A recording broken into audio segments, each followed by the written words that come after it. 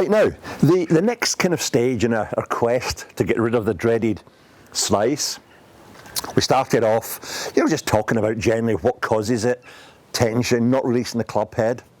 Then we've started to get this feeling that from the downswing, the club is starting to catch up sooner. And again, don't misunderstand or mistake this for actually casting. And you'll see how it all works in when we get the whole picture together. So we started off getting the feel of just that early release. Now, from there, what I've been doing here is actually leaving the body behind, not moving at all. If I then start to just let the body start to move a bit now, but still getting that feeling that, and you can actually slow it down and stop, and you'll see it impact. My club head is still very shut. I'd still be hooking. And I would like slicers to actually, work on this for a fair degree of time to really, really get it out of the system once and for all and reintroduce real correct fundamentals. And what actually happens, as we get more and more familiar with this feeling, and as I start to feed the body in, gradually the hook becomes less and less, because what's actually happening, really the first stage from here, if you hit the ball from there, you really get a hugely violent hook.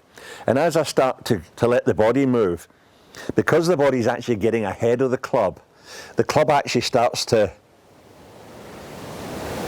square. So I've fully released here, totally closed. Now as I start to pull my hips through, the arms are getting pulled through, and you can see the club is starting to square. So don't think, as somebody said to me, this guy had the biggest slice you've ever seen, and we started getting him to hook it nicely, and he said, don't fancy this too much, I might end up being a hooker. This was never going to happen. So don't be scared of this. Really getting this feeling of starting to let the body move a little bit. But at the same time, still, the main focus is this early release of the hands. Getting as a right-hander, my right hand to whip the club down so that my left forearm and hand is letting that club zip through there. Now we're into a kind of we'll call it like a wee half kind of position. I still feel quite anchored. The proper half swing position, my weight would be 70-80% on my left side. I'm still about 50-50. So this is me still in a hooking position here. So just as I said, once we go from this one, start to just let the body move a little bit, but still focusing totally on this release.